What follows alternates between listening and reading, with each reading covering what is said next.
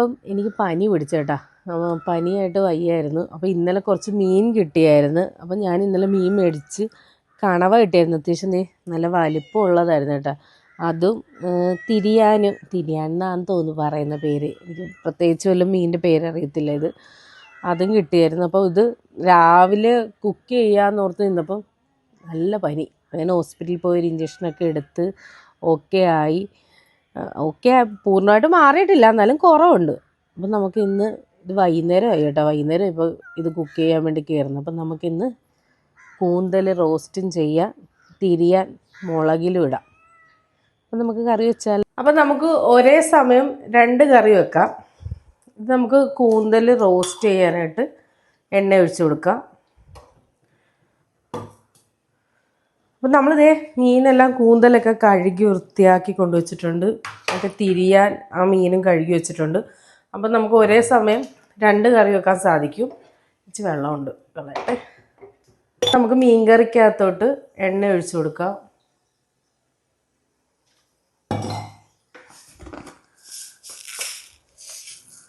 കുറച്ച് ഉലുവ. അപ്പം എന്നോട് എല്ലാവരും മീൻകറിയുടെ റെസിപ്പി ചോദിക്കാറുണ്ടായിരുന്നു.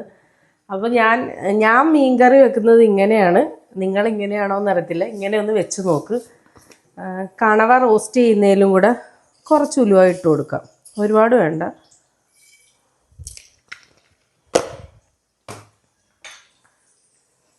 അത് പൊട്ടട്ടെ കേട്ടോ. അപ്പം ഉലുവ പൊട്ടിട്ടുണ്ട്. നമുക്ക് കുറച്ച് ഇഞ്ചി വെളുത്തുള്ളി പേസ്റ്റ് ചേർത്ത് കൊടുക്കാം. കുറച്ച് ഉള്ളിയും കുറച്ച് സവാള എടുത്തിട്ടുണ്ട്. പിന്നെ അതിനകത്തോട്ട് വേപ്പില ആഡ് ചെയ്ത് കൊടുക്കാം. ഇത് നന്നായിട്ട് നമുക്ക് മിക്സ് ചെയ്ത് വാട്ടിക്കൊടുക്കാം. ഇത് ഈ സമയം കൊണ്ട് വാടുന്ന സമയം കൊണ്ട് നമുക്ക് ഇപ്പുറത്തോട്ട് കുറച്ച് ഇഞ്ചി വെളുത്തുള്ളി പേസ്റ്റ്, കുറച്ച് ഉള്ളി, കുറച്ച് വേപ്പില. ഇന്ന് ഞാൻ മീൻകറി മുളക് കറിൽ അധികം എരിവില്ലാത്ത അതുകൊണ്ട് പച്ചമുളകും, നമുക്ക് ഈ റോസ്റ്റിനകത്തും കൂടെ പച്ചമുളക് ചേർത്ത് കൊടുക്കാം. എന്നിട്ട് നമുക്ക് ഒരേ സമയം 2ഉം വഴറ്റിയെടുക്കാം.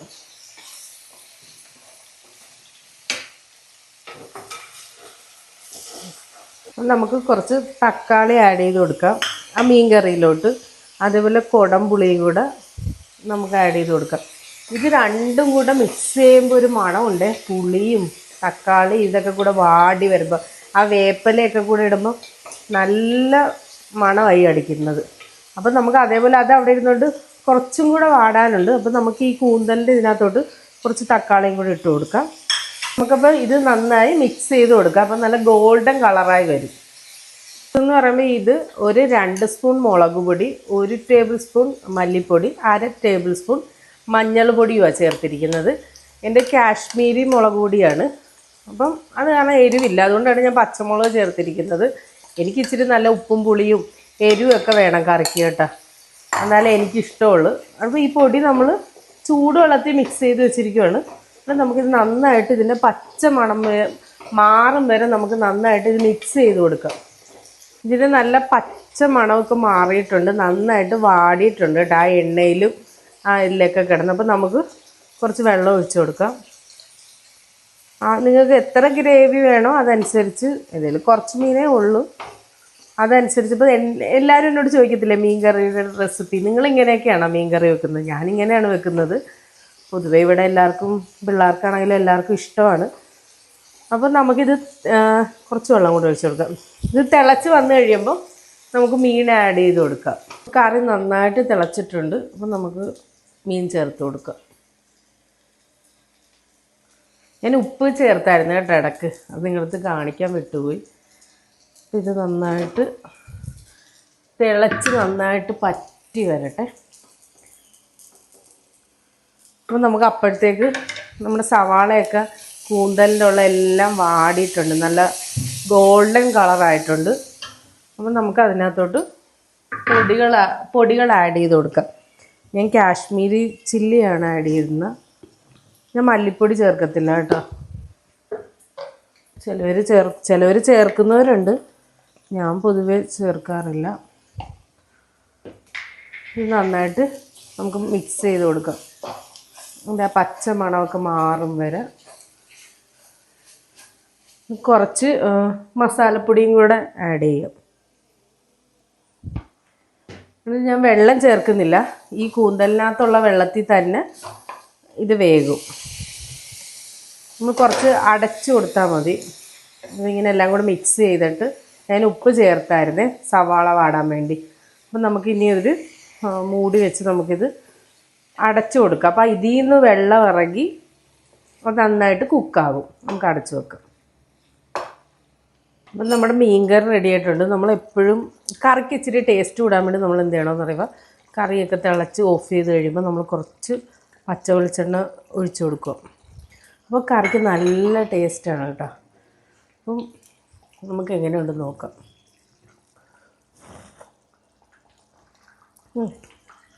നല്ല ഉപ്പും പുളി എരിവും എല്ലാം കറക്റ്റ്.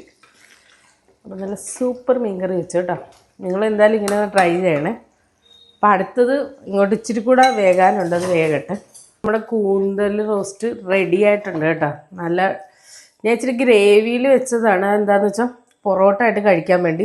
ഇത് മീൻകറി ഉണ്ട്, നല്ല എണ്ണയൊക്കെ തെളിഞ്ഞിരിക്കുന്നു. അപ്പം നമുക്കിത് മോള് വന്നിട്ടുണ്ട്, അവൾക്ക് എന്തായാലും കുറച്ച് കൊടുക്കാം കേട്ടോ. മീൻകറി ഉണ്ട് നിനക്ക്? അപ്പോൾ ഇത് മീൻകറി ഉണ്ട്, നല്ല എണ്ണയൊക്കെ തെളിഞ്ഞ് ഇത് നല്ല പൊറോട്ടയ്ക്കകത്തോട്ട് കൂന്തൽ ഇങ്ങനെ വെച്ച് ഞാൻ തന്നെ കഴിക്കാം അല്ലേ.